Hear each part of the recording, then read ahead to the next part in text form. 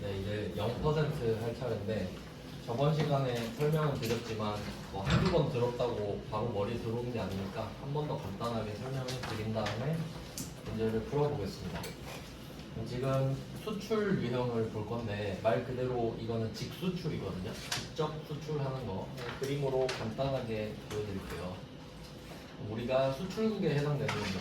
우리가 수출국이에요. 물건을 팔 거예요. 그리고 반대편에 수입국도 있어요.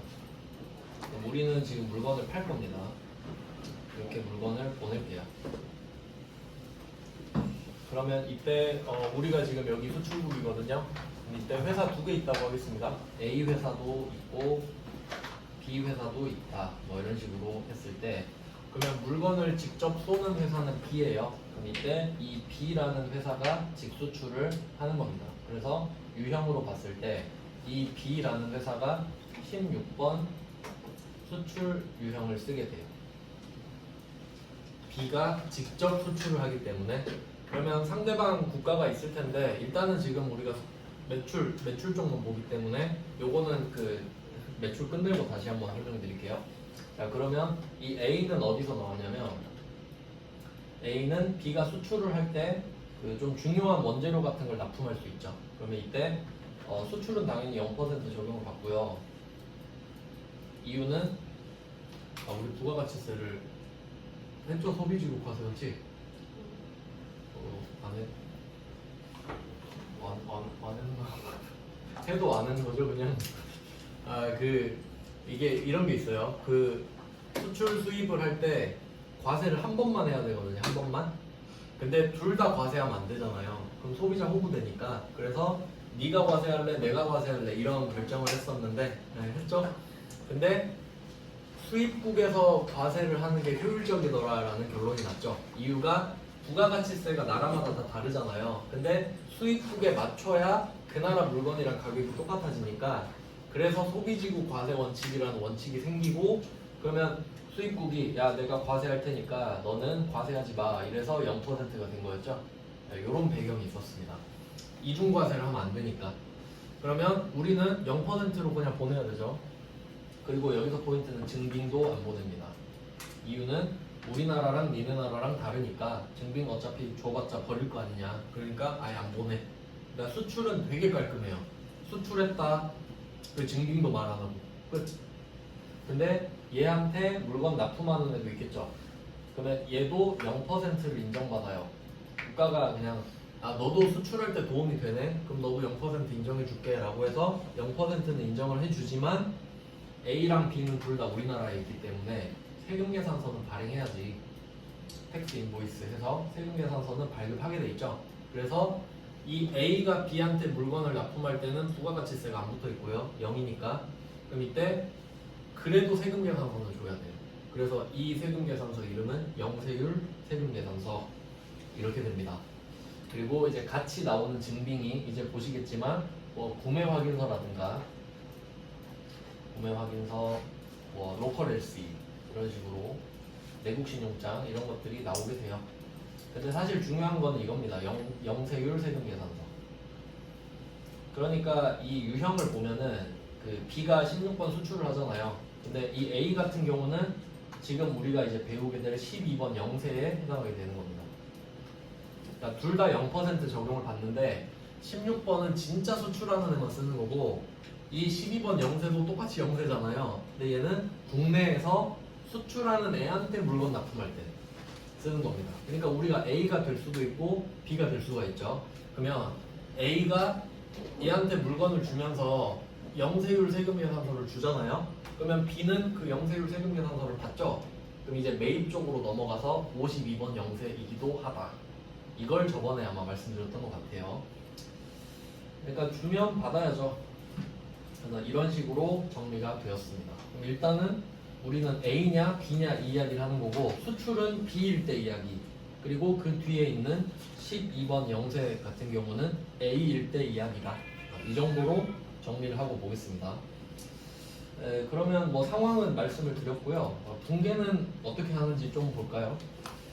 46번부터 보시면은 세무 이금 문제로 시작을 했는데 실제로 그 수출 신고도 따로 해야 되거든요. 부가가치세 신고하면서. 근데 이게 실무랑 그나마 조금 가까워 보여서 일단 넣었습니다. 어렵지는 않아요. 그러면 4월 9일 한번 진행을 해보겠습니다. 4월 9일은 키워드 직수출입니다. 아, 키워드를 안 썼네. 지금 키워드랑 같이 쓰고 있는데 16번 수출. 수출은 그냥 뭐 직수출 이게 키워드입니다. 증빙도 없고요. 그 증빙에 대한 언급이 아무것도 없어요.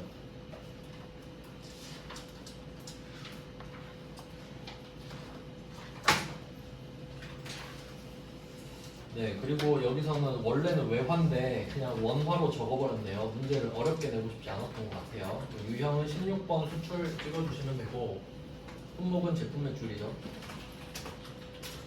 수량 단가는 뭐 없고요. 공급가액은 언급해준 대로 그냥 300만 원 적습니다. 그리고 거래처는 뭐 비테크 이렇게 될 것 같은데 그냥 뭐 아무거나 적으셔도 되고. 근데 우리가 지금 비테크라고 적긴 하지만 실제 물건은 일단 세관으로 먼저 갑니다. 그냥 뭐 그건 참고사항이고요. 그 다음에 밑에 영세율 부분 있죠. 영세율이 적용되는 게 지금 두 개예요. 16번 수출, 12번 영세인데 이거 꼭 골라주셔야 돼요. 자, 영세율 부분 말풍선 있죠? 말풍선 있으면 F2번 눌러주시면 됩니다. 답이 정해져 있어요. 1번 보시면 직접 수출 돼 있죠? 직접 수출입니다. 왜냐면 직접 수출이니까. 골라주시고요. 그리고 보통 문제에서는 이 수출신고 번호를 언급을 아예 하지 않거나 입력하지 마세요라고 하는데 근데 실제로 수출신고할 때 번호가 있거든요. 그래서 일단 가장 실무랑 비슷한 문제를 넣었어요. 그냥 쓰시면 됩니다. 수출신고 번호 1, 2, 3, 4, 5, 00, 1, 2, 3, 4, 5, 6, X까지. 원래는 또 따로 그 적는 서류가 있습니다. 그건 세무 2급에서 배우거든요. 그래서 아마 이걸 낸 것 같아요. 우리는 그냥 있는 문제 이 정도만 풀면 된다 하고, 그 다음에 대금은 1개월 후에 받기로 했습니다. 제품을 팔고 외상을 준 거죠. 그래서 답이 외상 매출금이 되고 2번을 쓰면 답이 완성이 되는 거죠. 외상 매출금, 제품 매출 이렇게 끝입니다. 네, 간단하죠. 그냥 외화 문제가 없어서 쉬운데. 그 다음에 47번입니다. 이건 이제 옛날에 회계에 나왔던 건데 수출은 이런 식으로 보통 많이 나와요. 외화가 나오죠. 외화 일반 점표에서 다루긴 했는데 한번 해볼게요. 30만 엔입니다. 일본 엔화인 것 같고 대금은 외상으로 했다. 환율은 한 개밖에 안 알려줬네요. 참고로 지금 이때 환율은 제가 옛날에 그걸 알려드렸었죠. 조금 어렵게 나오면 이것까지 적용을 해야 되는데 그냥 대충 진짜 환율, 가짜 환율 그러지 않았습니까? 그러니까 정확한 명칭은 기준 환율, 제정 환율 이게 가짜 환율이고요. 그 다음에 환전 환율, 그러니까 정확한 명칭은 대고객 매도율. 이거 적을 필요는 없어요. 그냥 참고하시면 돼요. 그냥 뭐 그런 게 있었지. 근데 언급을 하긴 하죠. 뭐 이런 식으로 표현을 한단 말이죠. 이거는 진짜 환율입니다. 근데 앞에 명칭은 정식 명칭이라 조금 복잡하잖아요. 근데 우리가 적어도 이건 알아야 됩니다. 진짜 환율, 가짜 환율. 그럼 제가 이걸 어떻게 설명해 드렸냐면 가짜 환율이 좀 시험에 많이 나오거든요. 그러니까 이게 기준 환율이랑 제정 환율의 그 뜻은 뭐냐면 우리나라 원화랑 달러랑 비교하는 걸 기준 환율이라 그래요. 그리고 얘는 네이버에 검색하면 나오는 환율이라고 말씀을 드렸어요. 그럼 이건 무슨 뜻이냐면 우리가 실제로 환전을 할 때는 살 때랑 팔 때랑 가격이 다르다 그랬죠. 오늘인데도. 그러니까 살 때랑 팔 때랑 시세가 다르기 때문에 그 사이 값이 분명히 있다 했죠. 평균일 수도 있고 중간 값일 수도 있고 금이랑 똑같아요. 그 중간에 있는 환율이 이 기준 환율이 되는 거예요. 그러니까 실제로 내가 환전을 했을 때 환율이 아니라 살 때 팔 때 그 사이에 있는 거. 그러니까 네이버에 지금 그거 나오거든요. 그게 가짜 환율. 그래서 달러는 기준이고 달러 말고 다른 화폐 있죠. 뭐 지금처럼 엔화나 위안 이런 거는 다 재정환율이라 해요, 그냥. 그래서 둘이 똑같은 개념이고요. 그러면 진짜 환율은 진짜 환전 환후 환율이고요. 그러면 한번 47번 문제 같은 경우는 그걸 언급하진 않았지만 한번 생각해 볼게요. 지금 제품을 수출했다고 했어요. 30만 엔. 근데 여기다가 30만을 적으면 30만 원이 돼버리잖아요. 우리는 원화를 지금 쓰고 있으니까. 그래서 이거를 환산을 해줘야 되는데 환율이 100엔당 1000원이라고 돼 있어요. 그러면 이게 생각해보고 환전 안 했죠 지금. 30만 엔 너 나한테 줘야 돼 라고 말만 해놓은 상태잖아요. 그럼 이건 당연히 가짜 환율이라 이거죠. 네이버 쳐보고 오늘 환율이 10원이더라. 그러니까 1000원을 100엔으로 나눠줘야 되죠 또 환율은. 그래서 그걸 해서 환산을 해줘야 된다는 게 포인트입니다. 그리고 엔화를 제가 한 문제씩 꼭 집어넣는 이유는 숫자가 원래 이렇게 예쁘게 떨어지진 않는데 환율이라는 개념은 이렇게 생각하셔야 돼요. 외국 화폐 1단위당 원화의 가치거든요. 외국 화폐 1단위당. 근데 여기서는 100엔이라고 말하고 있잖아요. 그럼 100엔당 1000원은 1엔이 아니잖아요. 그래서 얘를 1엔으로 만들어야 환율이 되거든요. 그래서 지금 환율은 10원입니다. 1000원을 100엔으로 나눈 거죠. 네, 그래서 뭐 그 정도 생각하시면 이거는 답이 300만 원이라는 거 알 수 있죠. 그러니까 그 정도만 보시면 되고, 이제 조금 어렵게 나오는 48번 문제처럼 나오니까 이거 한번 볼게요. 방금 알려드린 게 나오는데 48번은 제품 1000개를 팔았습니다. 200달러예요. 이거는 조금 생각해 봐야 되는데 기준 환율이랑 대고객 매입률을 각각 알려주고 있죠. 그러니까 이게 어렵게 나왔을 때 수준인 거예요. 그러면 우리가 이거 구하는 방법을 한번 생각해 보면 실제로 우리는 수량이랑 단가를 입력해야 됩니다. 근데 여기서 언급해 준 거를 보니까 일단 수량은 1000개. 이거 확실하죠? 국가가 바뀌어도 개수는 바뀌지 않습니다. 그 다음에 단가가 문제인데 단가는 이 골뱅이가 한 개당이라는 뜻이죠. 한 개당 200달러예요. 자, 문제는 이걸 그냥 200이라고 적어버리면 200원으로 해석한다 이거죠. 그러면 이걸 환산을 해줘야 되는데 오늘 직수출을 한 겁니다. 보통 선적일 이런 말 나오거든요. 배에다 물건 실은 날이 수출 인정되는 날인데 이때 네이버에 검색해보니까 1100원이고요. 실제로 환전할 때 환율이 1200원이다 이거예요. 근데 오늘 우리는 환전을 하지 않았죠. 그럼 써야 되는 환율은 기준 환율이다 이거죠. 그래서 조금 어렵게 나오면 이렇게 되거든요. 그러면 곱하기 1100원이 되겠죠. 이렇게 지금 계산이 돼야 되거든요. 그러니까 외화가 나오면 3개를 곱해줘야 돼요. 몇 개인지, 한 개당 몇 달러인지, 달러당 얼마인지 이것까지. 그래서 지금 제가 이걸 3개로 정리했는데 실제로 적는 칸은 2개밖에 없잖아요. 그래서 정리를 이렇게 해야 돼요. 수량은 1000개를 적으시고 단가는 200 곱하기 1100을 적어야 됩니다. 이게 원화로 환산된 금액이잖아요. 근데 이걸 우리가 직접 해야 되니까 48번처럼 나오면 조금 어렵습니다. 요새는 이렇게 어렵게 나오진 않지만 그냥 뭐 장난치면 이렇게 충분히 장난을 칠 수가 있어요.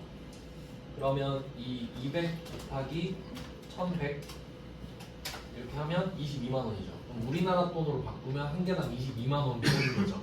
이걸 1000개를 판 거예요. 그래서 요거는 조금 복잡하니까 입력을 해보면 2월 27일에 유형은 수출이고 역시 똑같잖아요. 제품 매출인 거. 이번엔 수량 단가가 나눠졌으니까 똑같이 입력해보면 수량은 안 바뀌죠. 1000. 단가에다가 200원 적으면 안 되잖아요. 200에다가 뭘 곱할래 하니까 가짜 환율인 기준 환율을 곱한다. 왜냐면 환전을 안 했기 때문에. 그래서 22만 원 하면 총 금액이 나오는 거죠. 근데 칸이 2개밖에 없으니까 이 2개를 곱해서 적어주셔야 된다라는 게 포인트가 되겠습니다. 네, 뭐 나머지는 똑같아요. 나머지는 뭐 ABC다.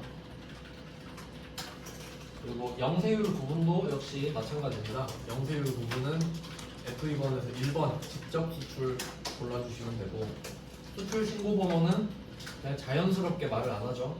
그냥 넘어가시면 되겠고, 분계는 3개월 뒤에 받기로 했죠. 제품을 팔고. 그럼 이거는 2번 외상으로 해주시면 되겠습니다. 난이도 순으로 지금 정렬을 해놓은 거예요. 그 다음에 이거 한 개 더 보면 될 것 같은데, 이쪽에서는 49번 문제. 이거는 그냥 입력 안 하고 이론만 알려드리겠습니다. 지금 $10,000를 팔기로 했거든요. 수량은 따로 없습니다. $10,000를 팔기로 했는데 환율을 언제 걸 쓸 거냐 이거거든요. 일단 부가가치세법상 수출일은 선적일입니다. 그러니까 여기서는 선적일이라고 나왔고, 그 직구할 때 보면은 선적하거나 비행기에 실으면 기적이거든요. 배에다 실으면 선적, 비행기에다 실으면 기적. 선적일, 기적일. 이게 공급 시기가 돼요. 공급 시기. 그래서 당연히 공급 시기에 환율을 써주는 게 맞겠죠.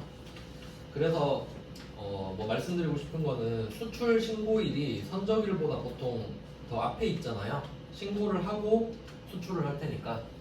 근데 수출 신고일의 환율은 쓸 데가 없습니다. 아무 때도 쓰지 않아요. 그래서 수출 신고일 환율은 X표 치시면 되고, 절대로 쓸 일이 없습니다. 수출 신고일 환율은. 그리고 또 이게 웃긴 게 49번 문제는 7월 9일자 문제거든요. 근데 7월 31일 환율이 나왔죠. 말도 안 되죠. X표 치신데요.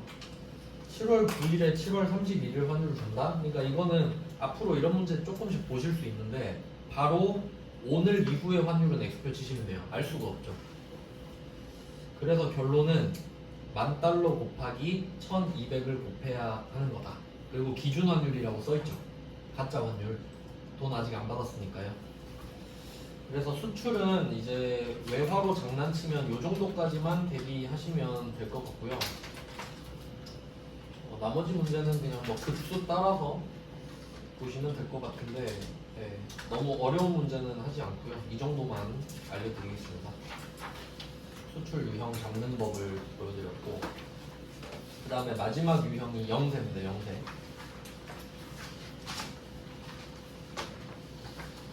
면세도 있네요. 네, 영세는 뭐 아까 알려드렸었는데 키워드 정리해보겠습니다. 네, 이번에는 12번 영세고요.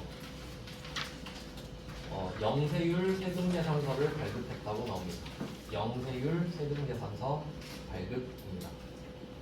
세금계산서긴 한데 부가가치세가 0이라고 적혀 있어서 그래요.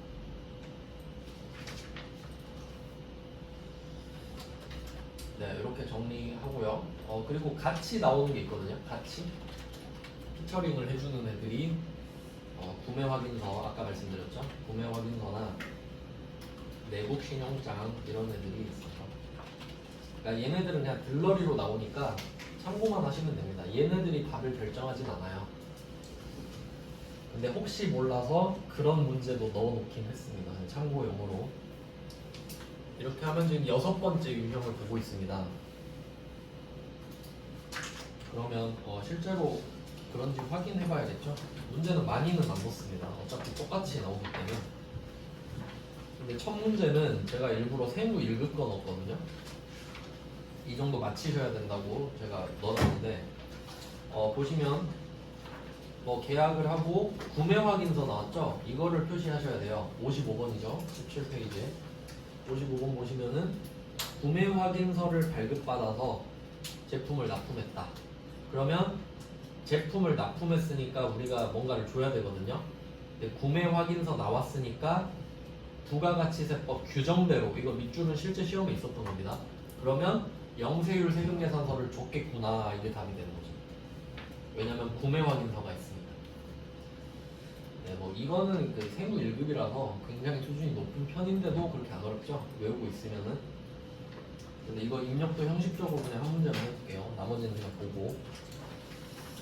7월 5일자입니다. 55번 문제는 유형은 구매 확인서 보고 12번 영세를 골랐고요. 품목은 제품 매출이에요. 주로 제품만 팔죠. 우리는 유형자산 처분은 되게 특이했던 주제고요. 그리고 공급가액은 이것도 좀 웃긴데 공급가액이 3천만 원인데 부가가치세 별도라고 써있죠. 이제 이거에 납기라고 이 문제를 낸 겁니다. 근데 부가가치세가 빵원이죠. 근데 별도로 돼 있긴 하잖아요. 네. 그래서 그냥 3천만 원 쓰시면 됩니다. 별도라고 했지 이게 300만 원이라고는 말 안 했죠. 네, 빵원입니다. 빵원. 그리고 거래처는 뭐 우리 상사고요. 그러면 아마 추측을 해보건데 우리가 지금 우리 상사한테 물건을 납품하잖아요. 그럼 이 우리 상사라는 회사는 직수출을 하는 회사인가 보죠. 그 정도까지 확인할 수 있고요. 뭐 생각해보면 뭐 그런가 보다 이 정도. 그리고 그 규정대로 발급했으니까 앞에 전자세금계산서라고 말도 해줬습니다. 똑같이 전자 이름에 계산서가 들어가면 전자를 발급할 수 있죠. 자 그러면 이제 영세율 부분 이것도 영세율이니까 F2번을 한번 눌러보시면 얘는 이제 직수출은 아니잖아요. 얘는 3번에 내국신용장 구매확인서 이게 답이 딱 정해져 있어요. 그러니까 16번 수출은 1번 12번 영세는 3번 이런 식으로 거의 정형화해서 냅니다. 서류 번호는 역시 언급을 하지 않았으니까 뭐 지어낼 수 없잖아요. 그냥 넘어가시면 되겠고 네 그리고 보통예금으로 수령을 했다고 하니까 혼합으로 갈 수밖에 없죠. 현금도 아니고 외상도 아니라서 그렇습니다. 혼합 가신 다음에 밑으로 내려서 3번의 차변 F2번 보통예금 아니면 외워서 103번 이렇게 쓰셔도 되고요. 자주 쓰는 것들은 외워두시면 편합니다. 네, 뭐 55번을 기본 문제로 보셔도 돼요. 제일 어려운 문제긴 한데 그리고 이제 밑에 문제들을 보면은 아예 답이 정확하게 나와 있습니다. 56번은 내국신용장 딱 말해줬죠. 그리고 혹시 모를까봐 영세율 전자세금계산서를 발급했다. 근데 이건 또 조심하셔야 될 게 뭐냐면 우리가 영세율 세금계산서를 발급만 하는 거 아니죠? 받을 수도 있죠. 수취하였다 하면 12번이 아니라 52번이거든요. 그냥 뭐 그 정도 잘 보시면 되고요. 57번 문제 그리고 56번에서는 대금은 청구할 예정이다라는 말은 외상이다 이 말이죠. 못 받았다니까. 그래서 2번으로 그냥 끝내시면 되고요. 57번도 마찬가지입니다. 57번 똑같고요. 58번은 우리 시험 범위는 아닙니다. 원래는 이런 것도 있는데 전혀 낼 것 같진 않고 그냥 넘어가겠습니다. 그 다음은 13번 면세. 이제 13번 면세인데 요거는 사실 우리한테 나오면 안 되는 거거든요. 왜냐면 우리 면세 물건을 팔지 않으니까요. 그래도 있는 문제를 갖고 와봤습니다. 최근에 냈거든요. 키워드는 계산서 발급입니다. 그래서 한번 차이를 보면은 우리가 맨 처음에 배웠던 게 11번 과세가 세금계산서 발급이었고 13번 면태는 계산서 발급이잖아요. 그러니까 이름에 세금이라는 글자가 빠졌죠. 이유는 세금이 면제됐잖아요. 그래서 면세 물건을 사고 팔 때는 면세 사업자가 계산서라는 걸 줍니다. 그러니까 우리 밥 먹고 계산하는 그런 계산서가 아니라 계산서라는 형식으로 세금 계산서 비스무리하게 생겼어요. 부가가치세는 없죠. 뭐 그런 내용입니다. 그러니까 이것만 알면 답은 쉽거든요. 한번 찾아보겠습니다. 자, 59번 문제. 요거는 참고로 좀 말씀을 드리면은 토지를 매각한다고 돼 있잖아요. 그러면 여기서 우리의 상황은 우리는 과세 사업자입니다. 법인이에요. 과세 사업자가 면세 물건, 토지는 면세 물건이거든요. 면세 물건을 매각하는 상황입니다.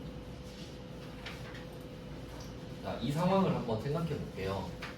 그러면 과세 사업자라는 거는 우리가 취급하는 물건을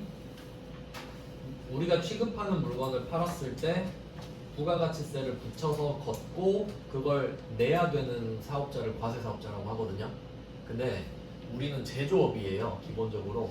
그러면 물건을 만들어서 팔아야 그 물건의 부가세를 붙일 수 있는 거거든요. 근데 토지는 면세입니다. 참고로 그 가장 중요한 3종 세트 면세가 있어요. 면세 3종 세트. 이게 부가가치 창출 항목이라고 하는데 뭐 참고로 알고 계세요. 토지랑 그다음에 사람이라고 쓰면 좀 이상한가? 토지, 돈, 사람 이렇게 세 개는 부가세를 안 붙여요. 왜냐면 땅이 있어야 막 농사도 짓고 건물도 짓고 하죠.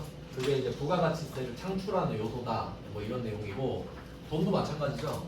돈이 있어야 돈으로 돈 벌죠. 그러니까 그것도 부가가치 창출 요소. 마지막 사람이 있어야 사람으로 돈 벌죠. 그러니까 그렇게 해서 그 3.3% 프리랜서라고 들어보셨는지 모르겠는데 그게 면세거든요. 그래서 뭐 이런 식으로 되는데 네, 여기서 일단 토지가 나왔습니다. 그러면 한번 생각해 보세요. 여기서 토지 가격이 6,200만 원 아니다 6,500에 팔잖아요. 지금 6,200에 산 거를. 그러면 여러분이 땅을 산다고 생각해 보세요.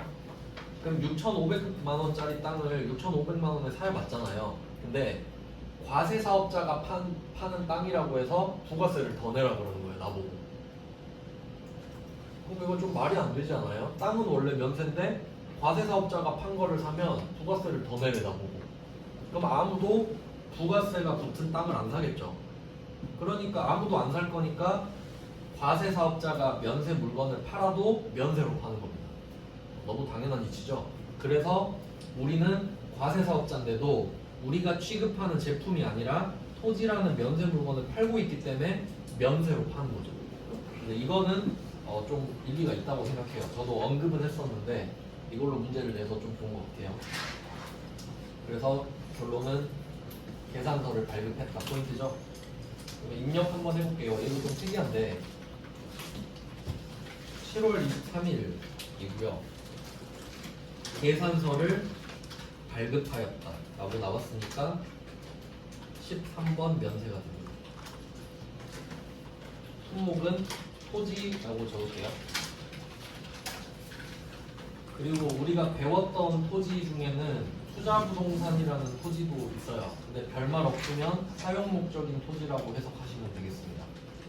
그러니까 개정 과목을 말한 게 아니라 그냥 일상적으로 쓰는 말을 한 건데 별말 없으면 토지라고 해석하시면 돼요. 공급가액은 6,500만 원이죠. 자, 근데 또 생각해보면 이것도 유형자산 처분 아닙니까? 그래서 취득 원가랑 네, 이거 다 반영해 주셔야 되는데 일단 뭐 돌상사회도 전자 계산서니까 이거 좀 잘못 보시는 분들 많아요. 전자 계산서를 세금 계산서로 보는 분들 많거든요. 전자 계산서입니다. 계산서.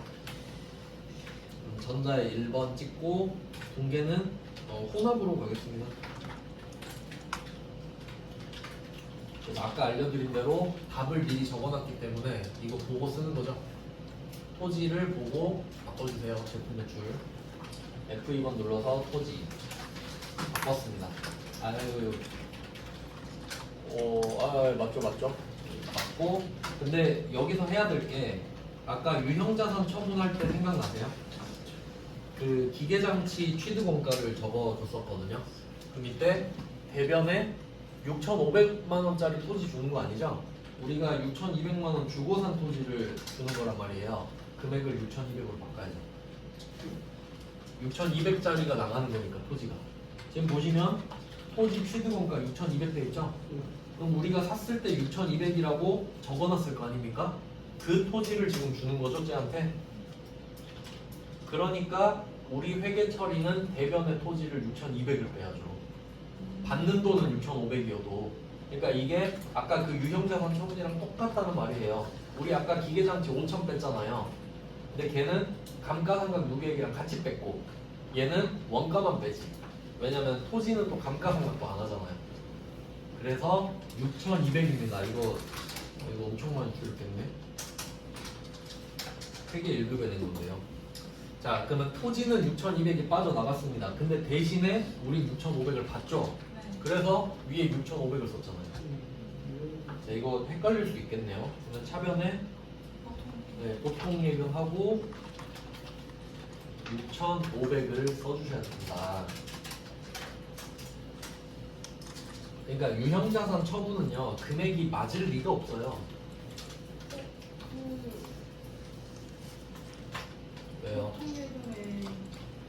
또 뭐 잘못 봤나? 선생님하고 아, 네네네. 네, 맞아요, 맞아요. 그러면 잘못 썼네. 보통 일정 3천만 원으로 하시고, 와, 이거 문제 잘 만들었네요. 회계 1급인데. 사과는 뭐죠? 오! 그렇죠. 맞아요. 잘했어요. 리듬. 근데 또 여기서 중요한 거는 이게 진짜 무서운 트릭인 게 뭐냐면 내가 지금 대변에 토지를 6,200을 썼다 하더라도 차변에 보통 예금 3,000 쓰면서 이 기억이 희석돼 버립니다. 근데 우린 얼마 받아야 되죠? 6,500 받아야 되잖아요. 근데 차변 금액이 6,200으로 맞춰져 버렸죠. 그럼 이걸 3,500으로 바꿔주셔야죠. 우리 총 6,500 받아야 돼. 그러니까 합친 금액이 6,500이 돼야 된다가 포인트죠? 왜냐면 위에 6,500 써놨잖아요. 나 이 금액에 팔았다고. 와, 이거 문제 상당히 어렵네요. 입력해보니까. 그러면 이렇게 하면 또 금액이 안 맞죠? 그럼 금액이 왜 안 맞지? 내가 6,200에 산 걸 6,500에 팔았으니까 302득 받죠? 유형자산 처분 이익이잖아요. 그러니까 절대 유형자산은 금액이 딱 맞을 리가 없어요. 왜냐면 네 생각과 내 생각이 다르기 때문입니다. 그래서 네, 4번 대변에다가 유형자산 처분이 이걸 회계 1급에 내다니 좋긴 한데 출제자가 조금 오버한 것 같네요. 세부 2급에 냈으면 좋았을 것 같은데 그래도 뭐 좀 좋은 문제니까 표시해 두시고 시험 보기 전에 한 번 더 보시고요. 최근 거니까 이게 저번 문제거든요. 아주 좋은 문제입니다. 네, 그 다음에 60번 이거는 진짜 학급 문제입니다. 옛날에 냈던 문제인데 이것도 틀리는 분 있을 겁니다. 그래도 잘 읽어볼게요. 자, 8월 2일에 부가가치세가 면제되는 제품. 전 여기서 조금 납득이 안 가는데 이런 게 있나? 그냥 뭐 있다고 하니까 해보겠습니다. 8월 2일. 그럼 여기서 뭐 계산서를 발급했기 때문에 13번 면세를 찍는 겁니다. 이건 좀 억지 문제긴 해요, 사실. 아쉬웠는데. 자, 제품 매출이라고 적겠습니다. 자, 그 다음에 공급가액은 200이죠? 200에 팔았다. 거래처는 한국. 전자도 발급했고요. 그럼 분계 한번 볼까요? 오늘은 8월 2일이고요. 돈을 10월 16일에 보통예금으로 입금될 예정이래요. 근데 얘가 줄지 안 줄지도 모르는데 뭐 보통예금 지금 우리가 판단할 수 없죠. 결론은 외상매출금이죠. 그냥 돈을 못 받았다잖아요. 결론. 그래서 2번 외상매출금으로 분계를 마무리하셔야 되지. 이거 대충 보고 보통예금 쓰면 다 틀리죠. 보통예금으로 지금 받은 게 아닙니다. 뭐 그 정도? 약간 함정으로 일부러 낸 것 같아요. 이렇게 하면 매출이 끝났답니다. 되게 간단하지 않나요? 매출? 네, 유형이 7개밖에 없잖아요. 너무 쉽죠? 근데 사실 매출은 우리가 머리를 하나도 안 썼잖아요. 이제 내일 머리를 제대로 쓸 겁니다. 왜냐면 매입을 해야 되거든요. 그럼 제가 간단하게 티저만 좀 해드리고 시간도 이제 얼마 안 남았죠? 매입이 중요한 이유만 설명해드리고 그래야 내일 들으러 오실 거잖아요. 어떻게 다른지를 좀 설명해드릴게요.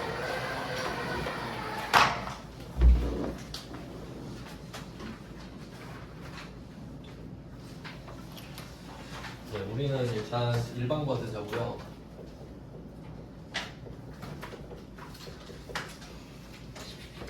지금 매출을 했거든요. 자, 그럼 매출을 한다고 하면 우리가 그 일반 과세자니까 우리가 취급하는 물건에는 부가가치세가 10%가 붙어요. 그러면 국세청이 정해줍니다.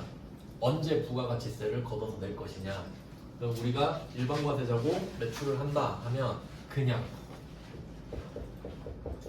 매출을 하기만 하면 부가세를 걷어서 내야 돼요. 그러니까 증빙을 안 줘도.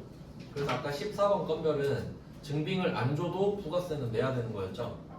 근데 거기서 세금 계산서를 주면 그냥 11번 되는 거고 그런 식이에요. 그러니까 준다는 사실은 안 변하고 그러니까 우린 그냥 삥 뜯기는 거예요. 삥 뜯어서 내면 돼요. 자, 그러니까 이쪽은 쉽지. 아무 논리가 없으니까. 근데 이제 매입을 하잖아요. 그러니까 여기서는 매출세를 그냥 내라 이렇게 되는 거고, 매출세는 그냥 내세요 이게 되고, 그러면 우리는 이제 또 매입세액을 공제받고 싶잖아요.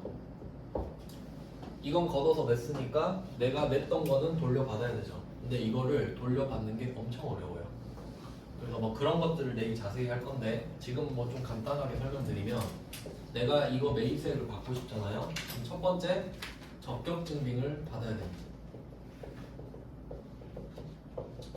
그럼 차이를 한번 생각해 볼게요. 팔 때는 내가 물건을 파는 행위만 있으면 증빙을 아무것도 주지 않아도 부가세를 걷어서 낼 의무가 생긴단 말이에요. 그래야 국세청은 세금을 걷기가 좋게 돼 있어요. 세무조사를 해도. 맞죠? 그냥 물건 팔면 부가세 내야 된다 이렇게 법으로 만들어 놨으니까. 근데 내가 냈던 부가가치세를 돌려받으려면 적격 증빙을 수취하라고 돼 있어요. 그럼 이 말은 내가 팔 때는 증빙을 안 주고 팔아도 부가세를 걷어서 내야 되죠. 근데 내가 물건을 살 때 혹시 세금 계산서를 안 받아놨잖아요. 그럼 그 금액 부가가치세가 포함된 거를 못 돌려받아 그냥. 그러니까 완전 비대칭으로 해놨죠. 그래야 국세청이 좋잖아요. 걷는 건 그냥 내라. 저 돌려주세요. 적격 증빙 갖고 와. 안 받았는데요? 그럼 뭐 그냥 내지 뭐 이렇게 되는 거예요. 그래서 적격 증빙을 받는 게 일단 중요하고, 여기서 제일 중요한 적격 증빙이 세금 계산서. 그리고 계산서도 되거든요. 근데 이게 조금 이해가 안 가실 수도 있는데 부가가치세만 배우면 그렇게 돼요. 좀 간단하게 예를 들어볼게요. 우리가 뭐 1,000원짜리 물건을 팔면 그럼 상대방한테 부가가치세 100원도 같이 걷겠죠. 그리고 물건을 700원짜리를 사요. 그러면 우리도 물건을 살 때 70원을 더 낼 거 아닙니까? 이런 구조가 되죠. 그러면 세금 계산서의 역할을 생각해 보면은, 이게 부가가치세만 배우면은 조금 헷갈릴 수가 있어요. 좀 이상하게 생각할 수가 있는데, 그러면 세금 계산서의 역할, 우리가 이거를 잘 받았다고 합시다. 그럼 70원은 냈지만 다시 돌려받죠. 그래서 얘는 자산이 됐잖아요. 그리고 이 1,100원은 내가 받았지만 100원은 어차피 국세청에 내야 될 부채가 됐죠. 이런 식이에요. 그러니까 세금 계산서에 기재되어 있는 이 금액 두 개에서 아래쪽 금액은 그냥 냈다가 돌려받고 걷었다가 주기만 하면 되는 겁니다. 그러니까 사실 없는 거랑 똑같죠. 제대로 주고 받았다면. 자, 그럼 이걸 없다고 쳐볼게요. 제대로 세금 계산서 처리를 해서. 그럼 이제 700이랑 1000 있잖아요. 그럼 이 두 개는 빼면 300 되죠? 그러니까 이게 두 개로 나눠볼게요. 우리가 내야 될 부가가치세는 100원을 걷었으니까 100원을 내야 됩니다. 근데 70원 낸 거 돌려달라고 하니까 그럼 어차피 돌려줄 거니까 퉁치고 내라 해서 100원에서 70원을 뺀 30원만 내면 되는 거죠. 그럼 우리는 전혀 손해를 안 보죠. 왜냐면 100원은 니한테서 삥 뜯은 거고 700원은 냈던 거니까 결국 퉁치면 그냥 남는 돈 내면 되는 거예요. 자, 그럼 이건 없다고 치면 되겠죠 이제? 근데 우리가 1,000원을 받고 700원을 썼지 않습니까? 그럼 이제 이 300은 소득인 거예요. 소득. 내 손에 지금 300원이 남은 거죠. 그럼 이거 가지고 법인세랑 소득세를 내는 거거든요. 그러면 적격 증빙의 세금 계산서는 이 역할을 하는데, 계산서가 무슨 역할을 하냐라고 생각해 보면, 만약에 우리가 면세 물건을 사면 부가가치세가 없을 거 아니에요. 그러니까 이 700원을 썼다는 증거는 되는 거예요. 계산서도. 부가가치세는 없지만 그냥 뭐 그런 의미의 적격 증빙입니다.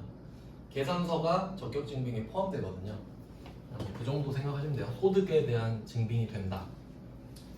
뭐 이런 내용이 있고요. 그러면 적격 증빙을 받아야 된다 이런 것도 있고, 이제 내일 본격적으로 배울 거 이게 제일 중요한데, 국세청이 그냥 정해놓은 게 있거든요. 그러니까 세금 계산서를 만약에 우리가 받았어요. 근데도 야 그건 좀 아닌 것 같아 라는 게 있어요. 그러니까 네가 세금 계산서를 받은 건 아는데 그건 내가 그냥 세액 공제 해주기가 싫어 라는 항목이 있어요. 이제 그걸 내일 배울 거예요. 왜냐면 국세청이 정해놨으니까 우린 그냥 외울 수밖에 없거든요. 그러니까 완전 매출 쪽이랑 다르죠.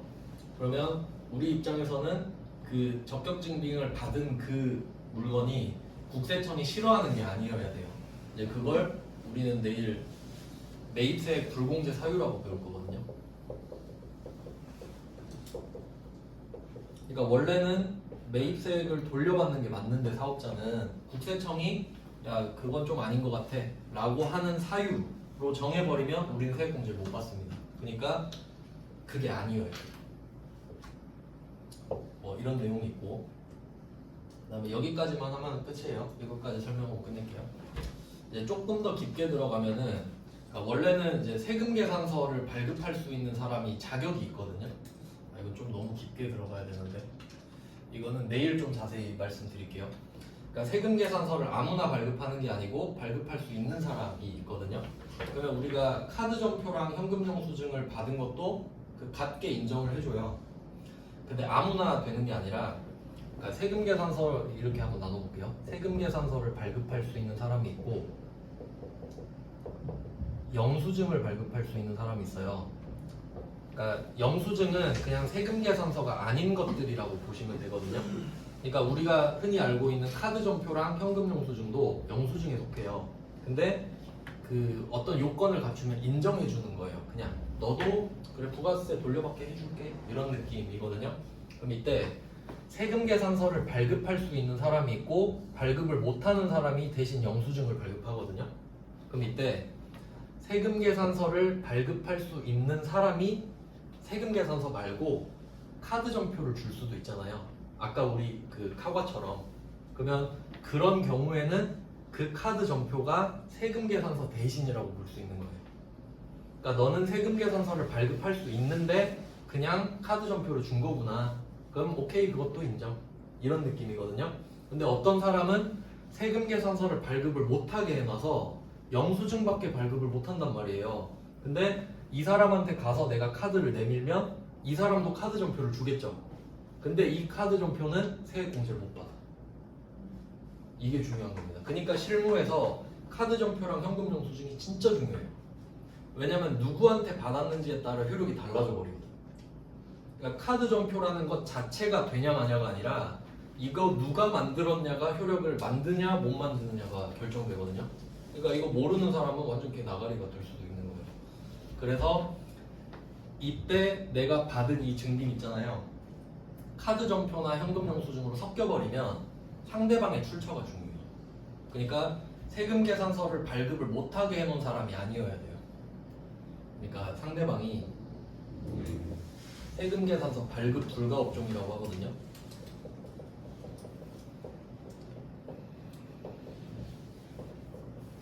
발급 불가 업종이 아니어야 돼.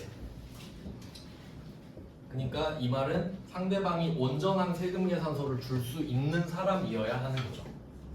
그래서 이거를 다 통과해야 세금공제죠. 차이 아시겠어요? 저 물건 팔았어요. 그럼 매출세 갖고 와. 이거고 저 물건 탔어요. 너 적격증빙 받았어? 그 사람이 세금 계산서 발급 불가 아닌 거 맞아? 그리고 매입세 불공제 사유 아니야? 네 하면 오케이 빼줄게. 이렇게 된다고.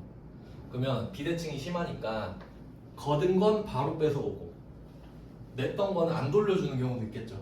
그러니까 이제 돈이 계속 늘어나죠. 국세청 입장에서. 뭐 이런 느낌이에요.